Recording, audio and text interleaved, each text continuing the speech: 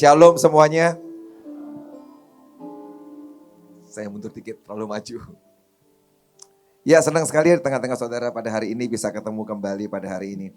Saudara, minggu ini adalah masih minggu di mana kita merayakan 10 hari setelah Rosh Hashanah, acara tahun baru orang Yahudi. Tapi kita percaya secara rohani, kita pun akan mengalami semua janji Tuhan yang ajaib buat orang-orang Yahudi physically. Kita ini orang Yahudi rohani dan kita menerima berkat rohaninya. Untuk hari ini saya masih bicara sedikit tentang Rosh Hashanah 5783. Ya, inilah tahun yang luar biasa. Kita sudah melewati tahun 5782. Itu tahun Shemitah, di mana tahun Sabat. Dan lambangnya adalah seperti pintu, huruf terakhirnya huruf 2 seperti pintu. Dan ada darah yang dioleskan di sana. Saudara, kita sudah melewati sebuah masa di mana Tuhan itu memberikan perlindungan, penjagaan yang ajaib. Kalau saudara hari ini masih ada bisa hidup hari ini saudara. Saya tahu ada sebuah meterai darah Yesus, meterai cinta dan kasihnya yang dioleskan dalam hidup kita. Yang membuat kita bertahan sampai hari ini, amin. Sebab kalau bukan karena meterai yang dia berikan, mungkin kita gak ada hari ini saudara. Kita bisa melewati sebuah masa yang tidak gampang. Dan kau bisa melolos ke dalamnya. Bukan karena kekuatan kita. Sebab sebuah meterai diberikan dalam hidup kita. Darahnya sendiri. Dan kita masuk 5783. Saudara, angka 3 itu Gimel. Itu yang menyusun kata gamal atau unta saudara. Dan kita dengar presiden kita ngomong bahwa tahun ke depan adalah tahun yang tidak gampang. Tahun yang gelap saudara. Tapi kita bersyukur bukan kebetulan. Kalau tahun ini tahun Gimel. Tahun unta, gamal saudara. Sebab memang dalam tahun ini yang sedang kita lewati padang gurun yang tidak gampang. Padang gurun yang kering, yang mengerikan, yang menakutkan. Tapi unta binatang yang mempunyai kekuatan yang luar biasa. Suhu udara tidak pernah mempengaruhi unta. Di suhu udara yang paling panas, paling ekstrim. Dia bisa bertahan. Tidak pernah mengeluh saudara. Di suhu udara yang paling dingin di malam hari. Yang sangat dingin. Dia tetap bertahan. Kita ini saudara, coba kena panas dingin tiap hari. Masuk angin saudara. Ya betul. Coba saudara, coba semua. Panas tinggi, panas banget. Kita ke Israel, kalau musim panas itu panas banget. Malamnya pakai AC dingin. Besok panas lagi. 2-3 hari demam semua pesertanya. Gak kuat saudara. Tapi onta itu punya ketahanan yang luar biasa. Suhu yang paling ekstrim. Dia bisa kuat di sana saudara. Di tahun ini saudara, keadaan ekstrim apapun yang sedang kita lewati, dia memberi kekuatan ekstra buat saudara dan saya, amin. Rohmu tidak akan demam dan masuk angin. Tapi rohmu akan menjadi sangat kuat saudara. Sebab memang itu yang dia janjikan. Kalau ini tahun Gimel, tahun unta itu, dia memberikan kekuatan ekstra dalam kehidupan kita. Unta itu ketika dia punya kesempatan saudara, dia akan minum sebanyak mungkin air. Ketika keadaan kering tidak ada air, dia bisa bertahan. Cari waktu dalam hidup saudara. Waktu yang seperti ini loh saudara. Engkau mesti bisa punya kekuatan meminum sebanyak-banyaknya. Amin. Tiap kali saudara ini kumpul. Saya tahu saudara punya perkumpulan yang ajaib, yang luar biasa. Tiap kali kau kumpul ada banyak perkara rohani yang dicurahkan. Tapi pertanyaannya, ketika dia datang mencurahkan semua yang luar biasa, yang ajaib. Apakah engkau tuh punya wadah yang cukup besar, yang bisa mengambil, menampung, meminum begitu banyak? Onta punya kemampuan minum puluhan liter saudara, sekali minum saudara. Dan itu yang menjadi kekuatannya. Sebab di waktu begitu banyak berlimpah air, dia akan memasukkan sebanyak mungkin dalam dirinya. Dan ketika panas yang paling mengerikan dia alami, tidak mengganggu perjalanannya. Ketika semua orang tumbang, mati, kekeringan, dia tetap jalan dengan santai, dengan kuat. Tidak ada onta yang mati kehausan. Tidak ada. Dan Tuhan mengomong, kalau saudara pegang firman-Nya dan janjinya, tidak ada orang di tahun ini akan mati kekeringan dan kehausan.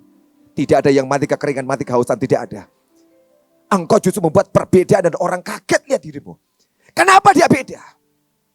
Kenapa dia berbeda? Sebab dia memberikan kekuatan ekstra buat kita hari ini. Amin. Kita akan buka firman Tuhan hari ini di dalam Yoel pasal 3. Yoel pasal yang ketiga. Ayat 14 sampai dengan ayat yang ke-16. Yoel 3, 14 sampai dengan 16. Banyak orang di lembah penentuan. Ya, sudah dekat hari Tuhan di lembah penentuan. Matahari dan bulan menjadi gelap dan bintang-bintang menghilangkan cahayanya. Tuhan mengaum dari Sion, dari Yerusalem yang mendengarkan suaranya. Dan langit dan bumi bergoncang. Tetapi Tuhan adalah tempat perlindungan bagi umatnya dan benteng bagi orang Israel. Banyak nabi-nabi yang meramalkan ini adalah tahun unta. Tahun Gimel, tahun Gamal. Tapi juga mereka berkata ini tahun orang-orang Kristen sedang ada di lembah penentuan. Di lembah penentuan. The valley of decision. Lembah keputusan dalam hidupmu saudara. Dan di lembah itu saudara dikatakan pada hari itu. Matahari, bulan menjadi gelap. Dan bintang-bintang menghilangkan cahayanya. Tahun yang sedang kita lewati ini akan ada kegelapan yang sangat besar. Dan bukan cuma orang Kristen yang peka, yang tahu itu saudara. Orang-orang dunia bisa melihat realitas kenyataan. Bahwa kegelapan sedang terjadi dalam hari-hari ini. Kalau sampai presiden kita nyebut tahun depan tahun kegelapan. Dunia semua berkata tahun kegelapan. Energi, perang Ukraina dan Rusia membuat Eropa akan dilanda kengerian saudara. Kalau sampai ditahan semua, pasokan gas, semua pasokannya dikirim ke sana, minyak bumi. Di musim dingin, mereka akan beku dan mati saudara. Dan mereka semua berkata, kita ini bisa, listriknya bisa mati, hilang semua. Dan kami di musim dingin akan ada kengerian yang luar biasa. Saudara, saya juga heran saudara, film The Simpsons itu bisa meramalkan gambar bendera Cina, bendera Amerika. Dan di dalam film kartun itu tiba-tiba mereka lagi ngobrol, mati semua lampu. Apa ini? Dan mereka menyediakan persediaan makanan. Dia bilang, kenapa dinyimpan? Yang Simpson ngomong, kita gak pernah tahu. Akan terjadi atau tidak. Tapi aku akan menyediakan makanan di sini. Waktu lagi ngobrol itu tiba-tiba di film kartun itu semua lampu mati. Saudara, dunia dan setan itu tahu loh saudara. Dia tahu semua. Dia tahu. Apakah engkau tahu di rohmu? Dunia dan setan tahu itu akan dia buat dan terjadi. Kita ini harus berwaspada dan siap-siap. Matahari bulan jadi gelap. Dan bintang-bintang menghilangkan cahayanya. Tuhan mengaum dari Sion. Dari Yerusalem mendengar suaranya. Langit dan bumi bergoncang. Akan ada goncangan besar saudara. Pasti terjadi. Goncangan besar. Akan melanda dunia goncangan besar. Ekonomi politik. Peperangan akan terjadi saudara. Terjadi goncangan besar. Di tengah semua berita dunia yang buruk yang mengerikan. Berita yang gelap yang menakutkan. Saya suka firman Tuhan. Setelah dia berkata, langit bumi bergoncang. Tetapi Tuhan, but God, tetapi Tuhan. Tiba-tiba semua yang buruk, yang gelap, yang mengerikan, yang jahat. Diubah. Ketika dia berkata, but God, tetapi Tuhan. Saudara, kata tetapi itu saya belajar bagus saudara. Itu kata yang menghubungkan dua kalimat. Tapi kata but itu sedang membatalkan. Yang pertama, amin. Goncang, gelap, semua mengerikan. But God, dibatalkan. Saudara, hari ini buat meterai penangguhan.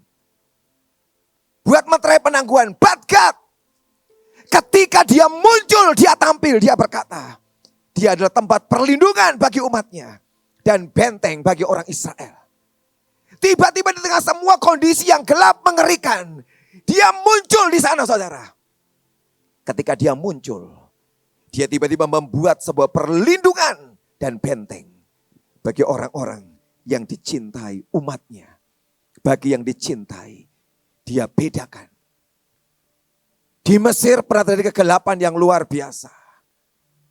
Tetapi di Goshen. Terang di sana. Ada air yang berubah menjadi darah di seluruh Mesir. But God, tetapi Tuhan membuat di Goshen ada air segar di sana. Tuhan kirimkan nyamuk, lalat pikat datang ke Mesir. But God, tetapi Tuhan membedakan Goshen. Dia akan sungguh menunjukkan Goshen di akhir zaman sekali lagi. Sebab itu bukan cuma cerita legenda dan cerita masa lampau. Tapi itu cerita yang sama sampai hari ini. Amin. Dia bisa membuat Goshen-Goshen baru di dalam hidup kita, dalam gereja kita, dalam persekutuan kita, pelayanan kita. Dia akan menciptakan Goshen-Goshen yang baru. Tapi apakah engkau itu masih bersama dengan dia? Sebab yang di luar Goshen tidak pernah menikmati. Sekalipun engkau Israel. Tapi kalau engkau memutuskan tinggal di luar Goshen, engkau tidak mendapatkan air yang segar, mendapatkan terang, mendapatkan kebebasan dari nyamuk, kebebasan dari kematian. Sebab engkau di luar Goshen. Tapi kalau engkau tetap dalam Goshen, engkau ada dalam perjanjiannya bersama dengan Tuhan. Dan meterai itulah saudara. Saya percaya meterai itu dahsyat luar biasa. Yang membuat engkau dibedakan, dipisahkan dari semua yang lain. Sebab orang Israel yang di Goshen yang dimeteraikan dengan darah. Mereka tidak binasa. Tapi yang tidak, mereka itu binasa. Tapi kita perhatikan saudara. Lanjut saudara. Ayat yang ke-18. Ini yang lebih ajaib. Yoel 3:18. Pada waktu itu akan terjadi. Bahwa gunung-gunung akan meneriskan anggur baru. Bukit-bukit akan mengalirkan susu. Dan segala sungai Yehuda akan mengalirkan air. Mata air akan terbit dari rumah Tuhan. Dan akan membasahi lembah Sitim. Ini firman yang gila saudara. Saya katakan gila. Bagaimana enggak gila saudara? Di tengah kegoncangan. Dia berani bersabda. Akan terjadi gunung-gunung meneriskan anggur baru. Bagaimana mungkin saudara? Lagi goncang loh ini. Ini lagi rusak gelap semuanya. Bagaimana mungkin gunung-gunung meniriskan anggur baru. Dan bukit-bukit mengalirkan susu. Gak mungkin saudara. Tapi he will do it. Dia akan mengerjakan dalam hidup saudara dan saya. Amin. Ini gila firmannya saudara. Tapi dia akan mengerjakan dalam hidup orang yang dia cintai. Yang dia kasihi. Dan dia akan menimbulkan, menciptakan mata air. Dan munculnya dari mana luar biasa. Dari rumah Tuhan. Saudara dan saya adalah baitnya Tuhan. Dari saudara akan dimunculkan mata air. Itulah waktunya di mana orang-orang Kristen, orang-orang yang cinta Tuhan, kita ini akan memberikan kehidupan buat dunia. Amin. Mereka goncang gelap dan engkau ada aliran mata air kehidupan dialirkan dalam hidupmu. Dan kau sedang membasahi semua dunia yang gersang, yang mengerikan. Terangmu akan muncul yang luar biasa. Waktu saya baca itu Tuhan, engkau itu Tuhan yang ajaib. Tuhan yang luar biasa. Tapi sebelum semua itu terjadi saudara. Ayat yang ke-14 kali saya bacakan. Banyak orang di lembah penentuan. Tuhan ngomong banyak orang loh saudara. Bukan cuma sekali. Sampai 2 kali Tuhan berkata banyak orang. Kalau Tuhan ngomong sekali banyak orang artinya banyak banget saudara. Kalau sampai 2 kali sangat banyak.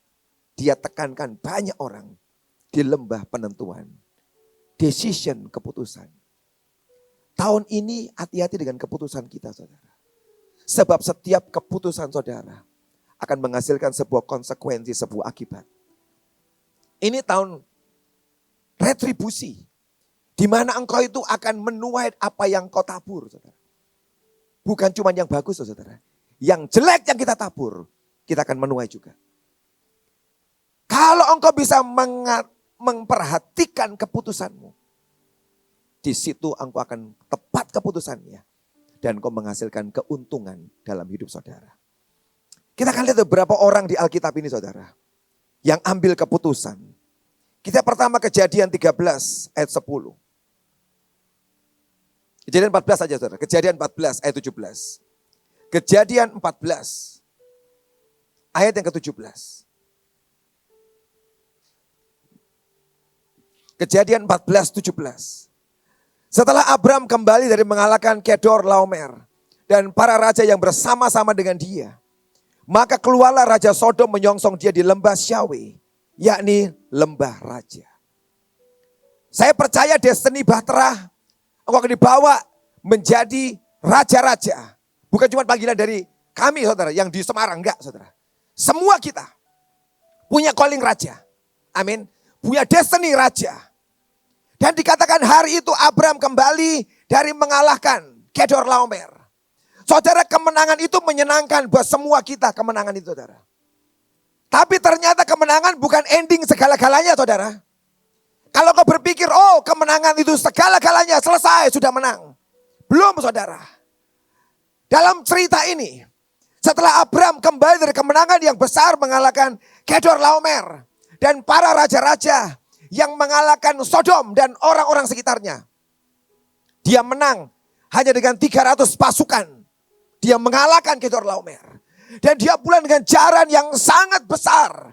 Dan dia membawa pulang semua orang Sodom Gomora. Dan hari dikatakan adalah firman Tuhan. Dia datang ke sebuah lembah, lembah Syawe, lembah raja. Waktu dia sudah menang di sana saudara. Raja Sodom muncul di sana. Dan Raja Sodom berkata, Abram, kamu ambil semua harta ini. Ambil buat kamu. Kembalikan orang-orangku. Itu tawaran yang luar biasa saudara. Dan hari itu saya percaya Abram sangat senang kalau ditawarkan itu. Sebab itu kekayaan yang sangat berlimpah, yang sangat banyak. Itu bagianmu. Karena kau yang menang peperangan. Saudara, kalau hari itu kita ada di lembah raja. Dan ditawarkan jaran yang sangat besar. Saya mau tanya, bagaimana hatimu saudara? Jujur, goyang dah hati kita? Itu jaran yang sangat banyak. Goyang dah hatimu? Saya tidak bisa mengukur hidup saya kuat, belum tentu. Kalau kau berkata, saya kuat Pak. Engkau orang yang pertama akan ambil jaran itu saudara. Di lembah Syawe. Ditawarkan semua kekayaan yang sangat luar biasa. Raja Sodom di sana. Tiba-tiba muncul seorang pribadi lain. Melkisedek. Di lembah yang sama. Dan pribadi ini gak menawarkan apa-apa saudara. Dia cuma membawa roti dan anggur. Dan dia mendekati Abraham. Disitulah decision sedang dipilih saudara. Hatimu ke harta Sodom dengan semua yang limpah sangat banyak. Itu emas, perak, baju-baju bagus. Semua yang luar biasa di sana saudara. Sementara di sini kau cuma lihat roti dan anggur. Itu biasa banget saudara. Itu makanan tiap hari orang Israel. Roti anggur dari yang spesial dengan makanan itu saudara. Itu biasa banget kok. Biasa banget. Dan dia ketemu dengan Abraham. Tapi yang ajaib adalah Abraham bisa noleh. Dan dia mendekati Melkisedek. Dan dia terima roti dan anggur. Barang yang biasa itu. Bukan cuma itu saudara.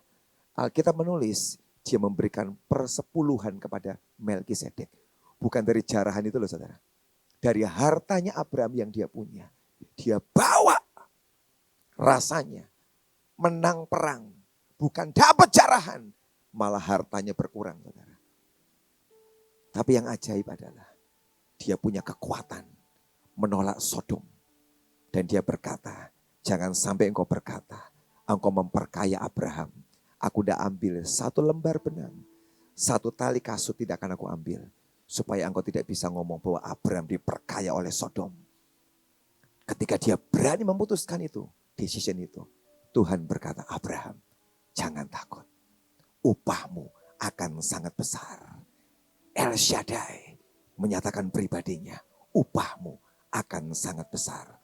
Kalau sampai Tuhan berkata sangat besar, maka yang dia terima lebih dari semua jarahan Sodom yang dia harus miliki hari itu. Dan Tuhan memberikan yang jauh lebih besar. Decision, keputusan. Tapi itu berat loh saudara. Siapa yang tidak tergiur dengan semua tawaran yang luar biasa? Siapa yang tergiur? Tapi apakah hatimu tetap mencintai dia? Sebab Melkisedek itu, Ibrani nanti ngomong. Dia tidak berbapak, tidak beribu. Dialah gambaran Tuhan Yesus. Amin. Bisakah hatimu dalam keputusan yang paling berat? Kau berkata, Tuhan, aku pilih engkau lebih daripada semua ini. Dan di situ engkau menang saudara. Lembah Syawe, lembah raja, lembah keputusan bagi Abraham. Dia pilih Tuhan atau dia pilih semua yang dari dunia. Berikutnya saudara, Kejadian 13. Kejadian 13 ayat 10 dan ayat yang ke-11. Kejadian 13, 10 dan ayat 11. Lalu Lot melayangkan pandangannya dan dilihatnya lah bahwa seluruh lembah Yordan banyak airnya. Seperti taman Tuhan, seperti tanah Mesir sampai ke Soar. Hal itu terjadi sebelum Tuhan memusnahkan Sodom dan Gomora. Sebab itu Lot memilih baginya seluruh lembah Yordan itu. Lalu ia berangkat ke sebelah timur dan mereka berpisah. Lembah keputusan penentuan berikutnya adalah lembah Yordan. Hari itu Lot dan Abram sedang berseteru. Bukan karena mereka saudara, sebab gembala-gembalanya ini loh. Sebab mereka terlalu kaya. Terlalu kaya.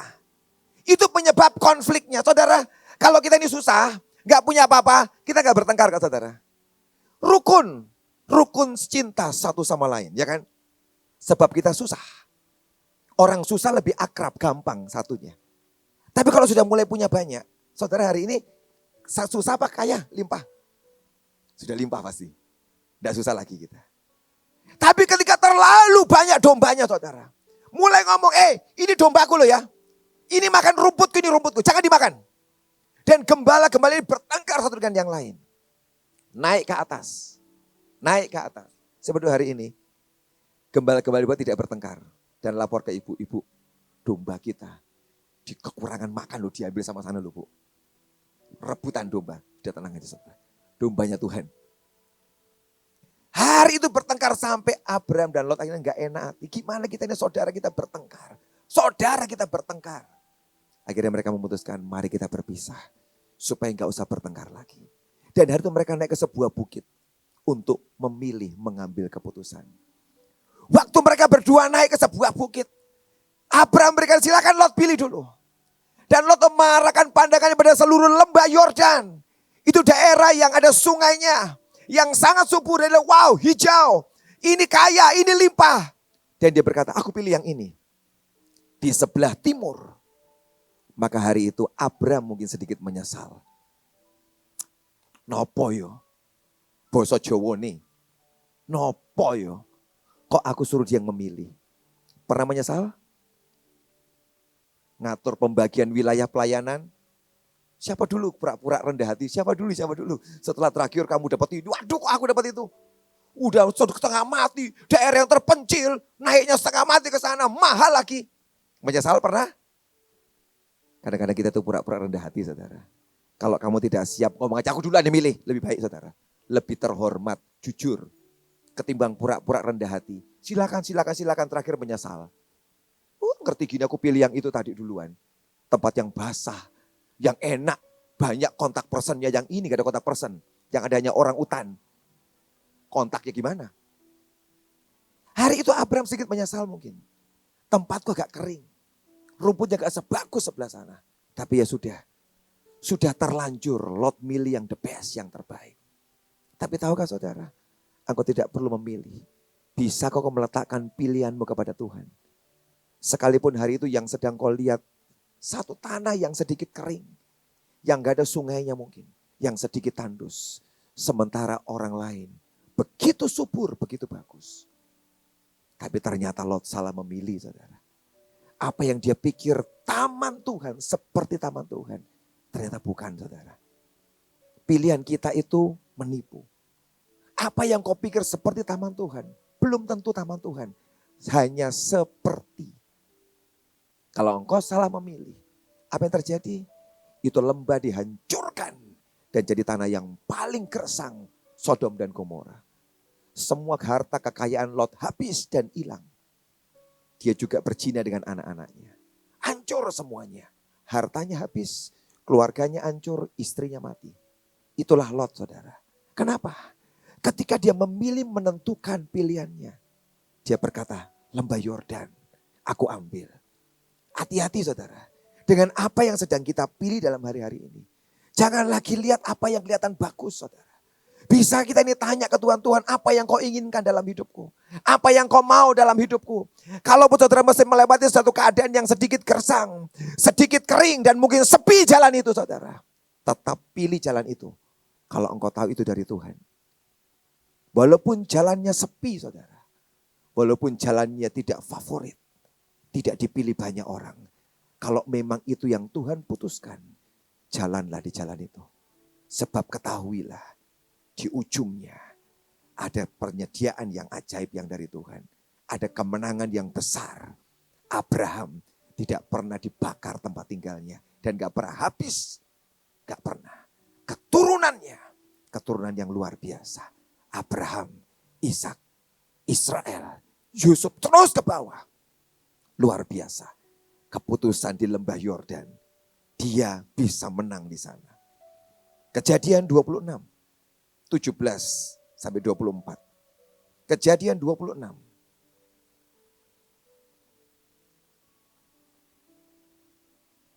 Ayat 17. Jadi pergilah Ishak dari situ dan berkemah di lembah Gerar dan ia menetap di situ. Kemudian Ishak menggali kembali sumur-sumur yang digali dalam zaman Abraham ayahnya dan yang telah ditutup oleh orang Filistin sesudah Abraham mati. Disebutkannya nama sumur-sumur itu menurut nama-nama yang telah diberikan oleh ayahnya. Ketika hamba-hamba Ishak menggali di lembah itu, mereka mendapat di situ mata air yang berbual-bual airnya. Lalu bertengkarlah para gembala Gerar dengan para gembala Ishak. Kata mereka, air ini kepunyaan kami. Dan Ishak menembus sumur itu Esek. Karena mereka bertengkar dengan dia di sana. Ayat yang ke-24. Lalu pada malam itu Tuhan menampakkan diri kepadanya. Serta berfirman, akulah Allah ayahmu Abraham. Janganlah takut. Sebab aku menyertai engkau, aku akan memberkati engkau, membuat banyak keturunanmu. Karena Abraham hambaku itu. Dia menggali sumur di lembah Gerar. Waktu gali airnya keluar. Orang-orang Gerar datang rebut. Ini punya kami, ini wilayah kami. Dan apa yang dibuat oleh Ishak, itu dia yang gali loh. Itu punyanya Abraham loh. Dia lepas. Dia gali lagi tempat lain. Direbut lagi. Dia pindah lagi. Sampai yang terakhir menggali Rehobot, saudara.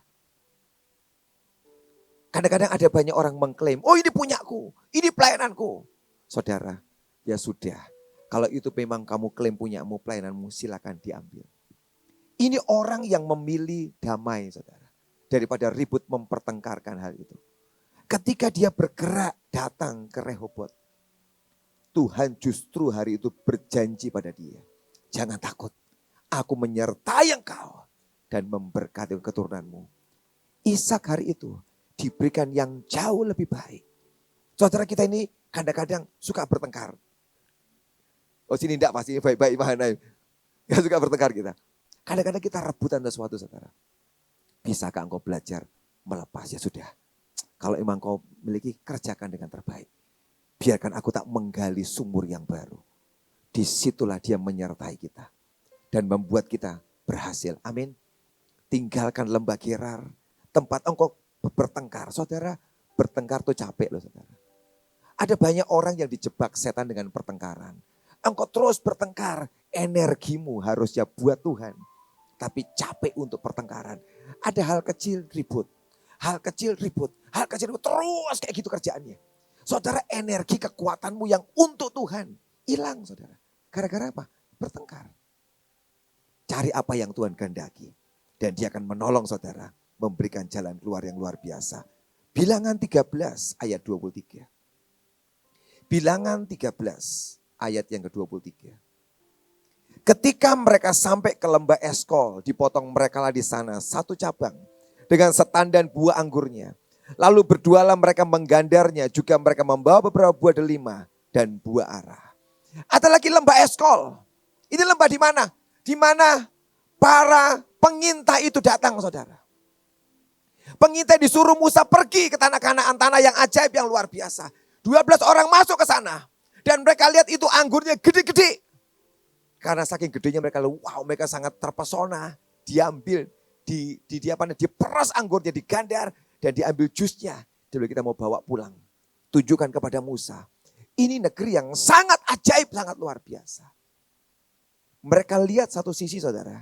Hasil negeri itu ajaib luar biasa. Tapi di sisi lain mereka melihat raksasa. Ada orang-orang enak yang tinggal di sana, saudara. Waktu mereka melihat ini ada raksasa di sini. Mereka pulang membawa hasil tanah yang ajaib. Tunjukin Musa. Musa, lihat tanahnya luar biasa. Tapi, saudara. Tapi itu bisa bagus, bisa buruk, saudara. Tapi kami lihat penduduknya raksasa yang memakan orang-orangnya di sana. Dan kami seperti belalang di hadapan mereka. Saudara, ada perkara yang ajaib, yang luar biasa, yang Tuhan janjikan ke depan. Ketika mereka melihat tantangan persoalan, Tiba-tiba mereka mundur, gak usah lah, gak usah lah. Saudara, saya tahu setiap barang yang mulia yang dari surga. Tidak ada yang murah kok saudara. Semua barang yang mulia, yang luar biasa yang Tuhan siapkan. Selalu ada harga yang mesti dibayar. Amin. Saudara percaya itu? Gak murahan loh saudara. Tapi ketika kau melihat tantangan raksasa itu. Apakah tiba-tiba kau berkata gak usah lah. Untuk apa tanah yang limpah dengan susu dan madu, gak usah. Kita yang biasa-biasa saja. Dan banyak gereja Tuhan yang terjebak berkata, kita pilih yang biasa saja. Gak usah susu dan madu, gak usah. Yang ini sudah cukup. Dan gereja Tuhan mandek di sana. Kita bersyukur loh saudara. Kita diajari tidak pernah puas dengan yang biasa, yang average. Mungkin saudara lebih keras dituntut di sini saudara. Kita mau ngeraih, mau ngambil yang lebih besar lagi. Yang lebih mulia lagi. Karena kadang jujur kita capek saudara. Ngapain selalu ketemu raksasa, kenapa sih? Bu, sekali-kali ketemu orang cebol kan enak. Lu gak usah ketawa saudara, gak lucu. Nah, itu kan hatimu aku tahu. Kenapa sekali-kali kita ketemu yang cebol-cebol? Yang sekali keprok mati, selesai toh. Kenapa Mahanaim? Kok masih ketemu raksasa urusannya selalu? Dan kok capek hatimu. Dan kau berkata, susu madu gak usah lah Bu Iin. Bu Panglima gak usah kita minum susu dan minum madu. Air putih aja. Sama makan timun lumayan. Makan tanah timun. Tawar berair dah enak. Dia sedang menawarkan yang luar biasa saudara. Betapa banyak anak-anak Tuhan, orang-orang Kristen. Yang ketika dia melihat raksasa. Dia mundur berkata gak usah. Yang biasa-biasa saja. Lembah keputusan di Eskol. Mereka tahu itu anggur yang luar biasa. Dibatalkan. Tetapi kami lihat raksasa. Dan mereka mundur. Dan apa yang dibuat? Mereka menyebarkan kabar jahat kepada seluruh orang Israel. Membuat seluruh orang berontak pada Musa. Dan endingnya saudara, Tuhan berkata, 10 pengintai aku tulahi dan mereka mati. 10 pengintai aku tulahi mereka sampai mati saudara. Tiap kali engkau tidak bisa meraih destiny yang besar saudara. Yang dia siapkan. Kita ini gagal loh saudara. Kita gagal. Kita gagal. Kita berdoa aja gak sampai mati saudara. Kalau bisa dihindarkan dari itu saudara. Tapi 10 orang yang gagal mengintai negeri itu. Mati. Yosua dan Kaleb. Dia gandar yang sama. Tapi dia melihat yang lain. Kita akan menelan habis musuh kita. Bisa.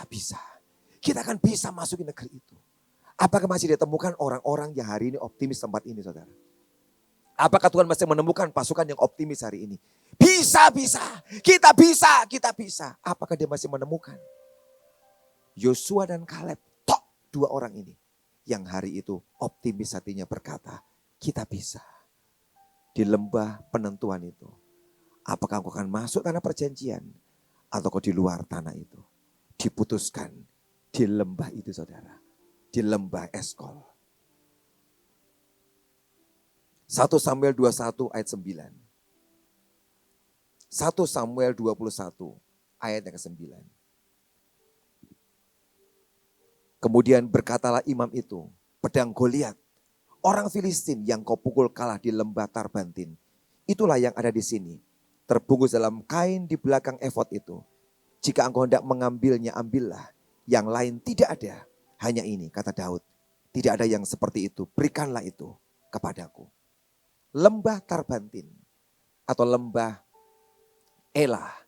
Itulah tempat di mana Daud menghadapi Goliat hari itu. 1 lawan 1 saudara. Dia tahu kemampuannya, dia ukur gak sampai kok untuk membunuh ini. Saudara, memang kemampuan kita kadang-kadang gak sampai kelihatannya. Engkau mengukur kemampuan, keuangan, kekuatan, semua diukur. Dan gak nyampe saudara. Tapi hari itu cuma satu yang Daud punya. Aku percaya kepada Tuhan. Itu tok modalnya. Tiba-tiba membuat semua kekuatan yang gak nyampe. Pengalaman yang tidak nyampe. Senjata yang dia punya gak nyampe. Semua yang dia itu gak nyampe itu. Hanya satu yang membuat dia tiba-tiba menjadi sampai pada sebuah target tujuan. Karena dia percaya kepada Tuhan. Kadang-kadang saudara, modal kita itu cuma percaya tok loh saudara. Kalau engkau tidak punya modal yang lain gak apa-apa kok saudara. Kalau engkau punya modal percaya kepada Tuhan, itu modal yang paling mahal dan paling besar saudara. Dan Daud maju hari itu satu modalnya. Aku percaya pada Tuhan. Dari ucapannya dia berkata, engkau maju dengan senjatamu, pedang, tombak. Aku maju dengan nama Tuhan semesta alam Jehovah Sebaot. Dia maju karena itu tok saudara. Tidak ada yang lain yang dia punya. Cuma itu tok. Senjatanya itu ketapel saudara. Saya mau tanya, ketapel bisa bunuh orang enggak? Gak bisa kok saudara. Kekuatan daya tembak ketapel dengan peluru itu beda loh saudara. Bener, coba loh. Coba. Sebenarnya Goliat cuma benjol tok saudara. Lu bener, pakai minyak telon itu selesai. Oh kurang ajar lu. Lu bener, kalau kita mau ngitung kekuatan loh. Ketapel, coba ketapel. Paling benjol. Dan orang kata gak mungkin bisa tumbang, gak mungkin. Cuman paling benjol.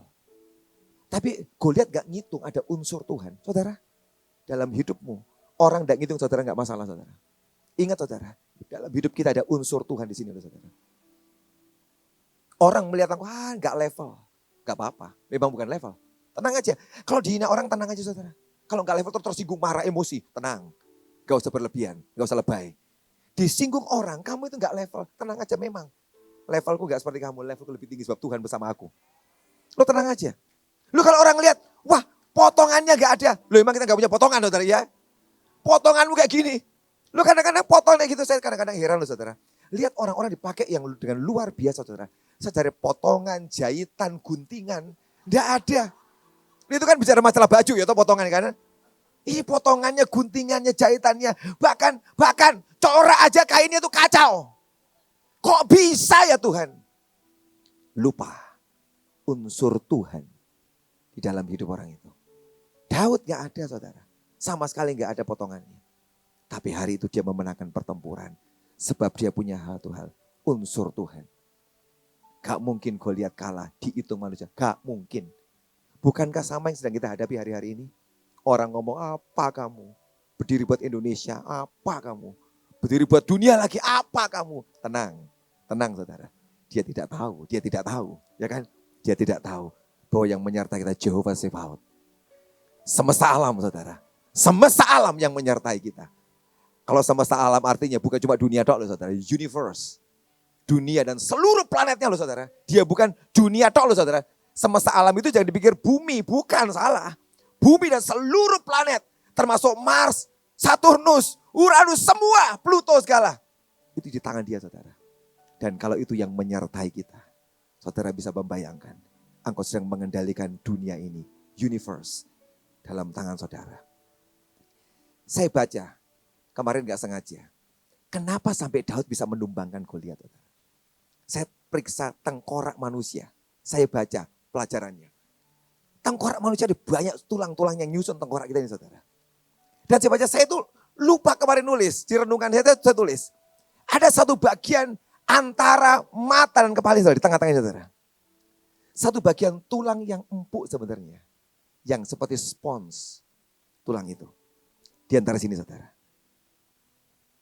Seluruh kepala itu kuat saudara. Tengkorak menjaga otak kita.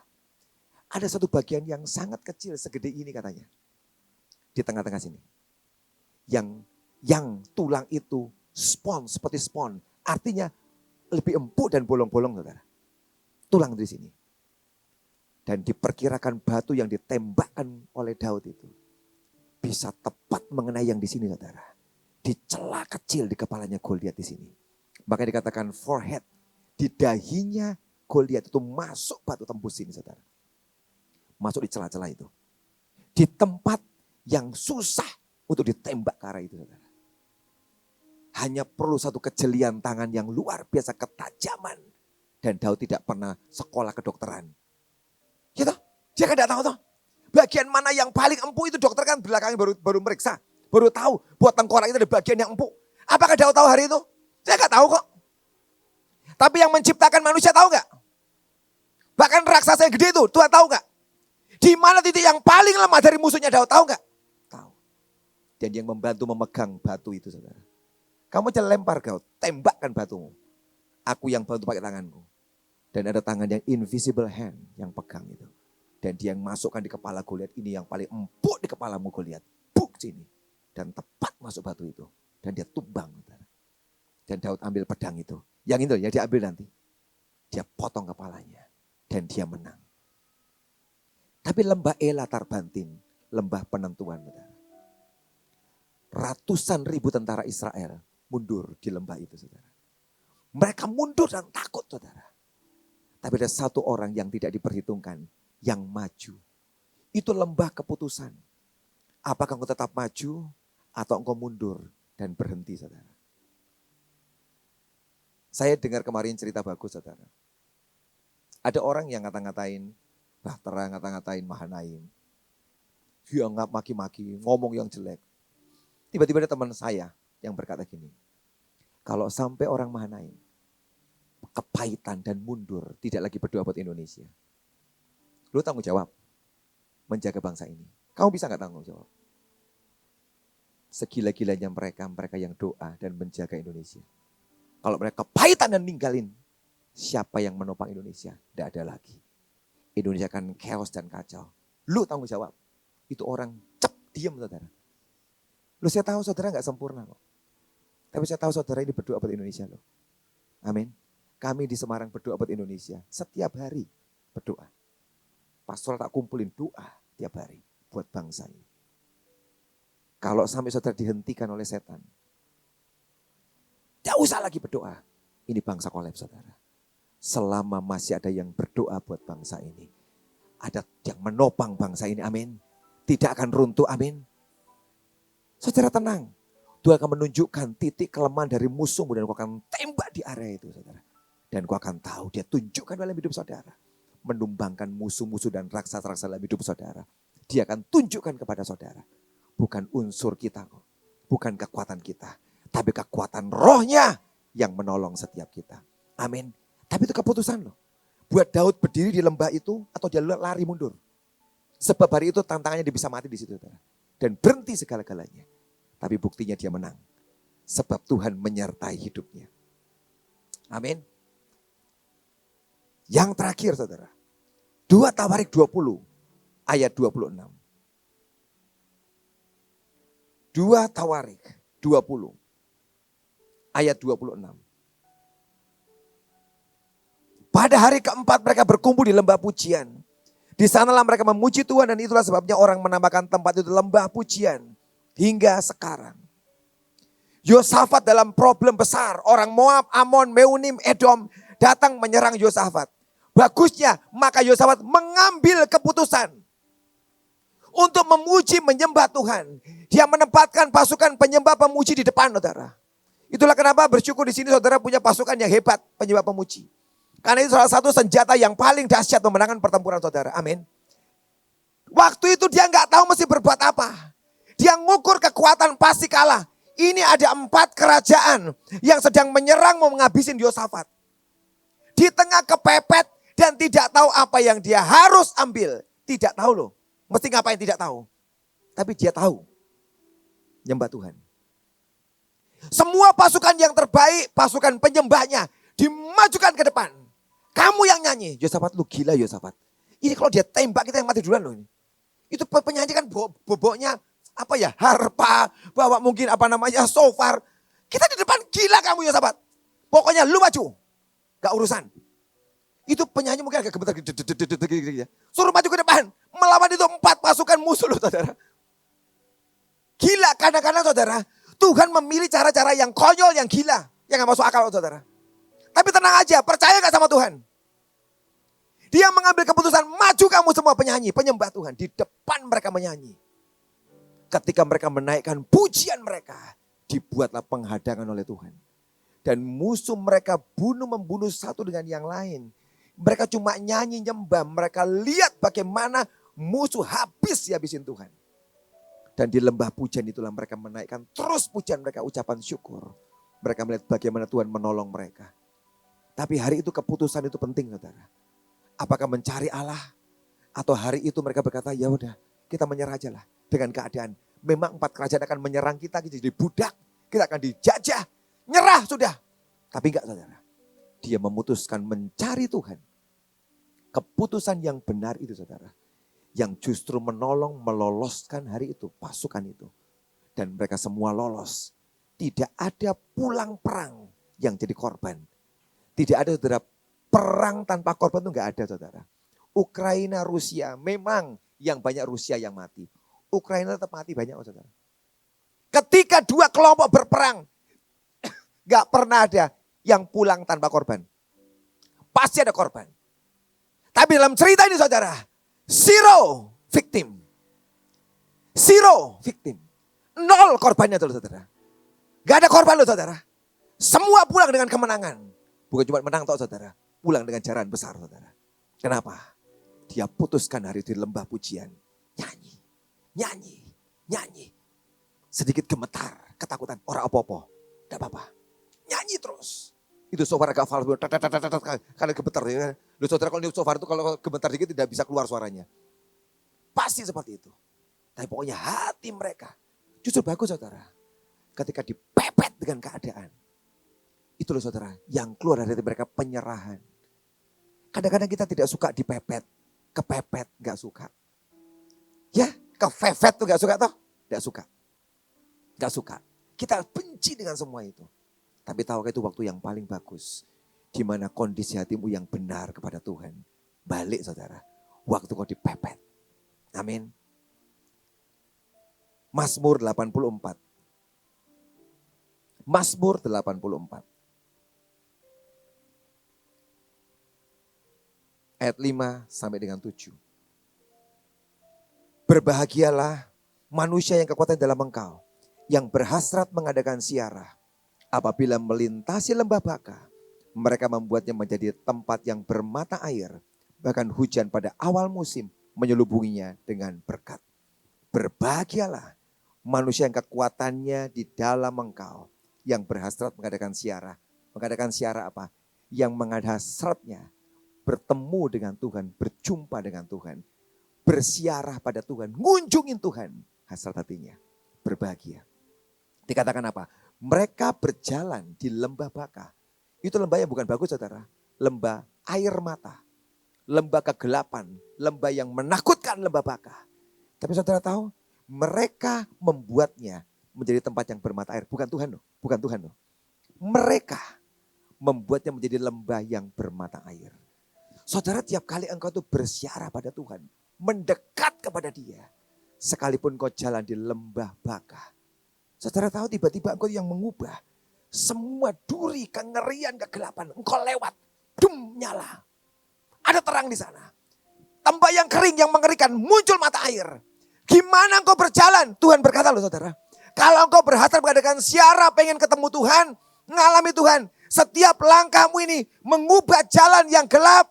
Mengubah jalan yang penuh dengan semak duri yang menakutkan. Bermata air. Jalan yang ajaib. Di mana engkau sedang berjalan. Engkau sedang mengubah keadaan.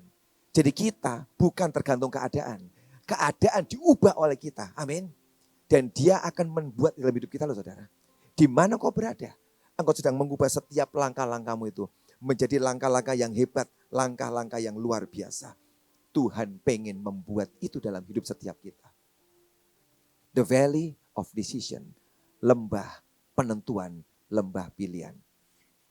Saudara, hari Minggu lalu kita merayakan Rosasana. Kami di gereja Rosasana, kami buat roti profetik dan kami makan roti bersama-sama. Lambang kekuatan selama tahun ini bisa berjalan dengan kuat. Tapi minggu lalu saya sebenarnya berketepatan. Saya itu punya tamu saudara. Ada tamu yang datang. Aduh gimana ya, saya tuh bingung. Sore Rosasana kok ada tamu pembicara. Maka saya bilang kamu khotbah 2 kali aja lah. Pagi sama siang, sore gak usah khotbah. Sore aja, sore gak usah khotbah, biar saya yang menyampaikan pesan tentang Rosasana. Buat jemaat. Dan saya putuskan gak usah khotbah. Saudara, saya terus nimbang. Gimana ya? Ibadah pagi, ibadah siang. 2 kali ibadah itu jujur flat saudara. Aduh, aku tuh salah ya Tuhan. Kok ngundang orang datang? Itu feeling guilty dari saya saudara. Karena ibadahnya biasa. Gak ada yang spesial, gak ada biasa. Maka saya berkata, oh sudah tepat. Aku berkata kamu gak usah khotbah sore. Tapi siang itu kok hati saya itu berubah lagi Tuhan ngomong. Suruh khotbah aja orangnya.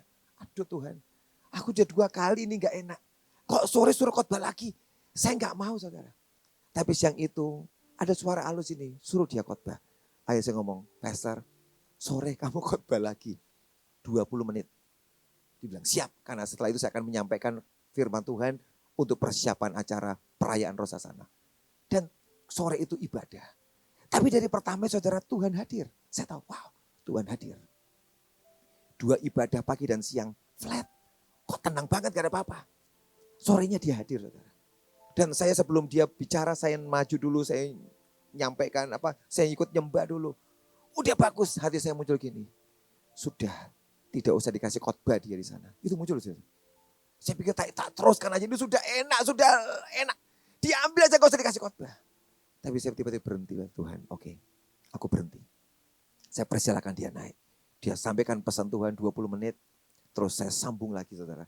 Tapi saya percaya hari itu hadirat Tuhan tidak drop saudara. Itu naik terus naik. Saya bilang, wah puji Tuhan. Sampaikan pesan Tuhan, kami makan roti profetik.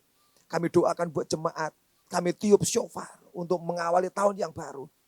Dan ketika endingnya Tuhan berkata, kamu nari bersorak-sorai. Jadi kami terakhir itu nari bersorak-sorai. Dengan 2 lagu nari. Selesai. Amin. Saya bilang, aduh Tuhan, puji Tuhan.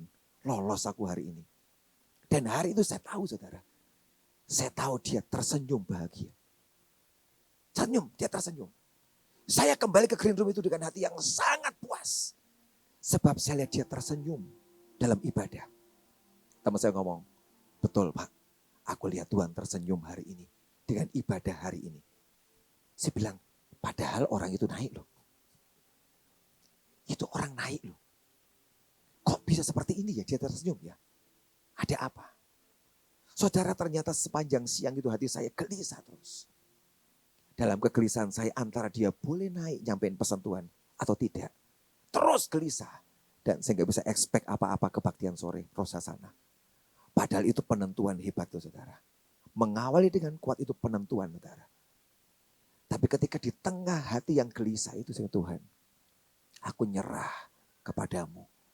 Engkau yang mimpin ibadah sore hari ini. Bukan aku yang ngatur, pimpin. Saudara, ternyata di sebuah titik saya nyerah Tuhan. Ambil ibadah ini. Bukan aku yang ngatur.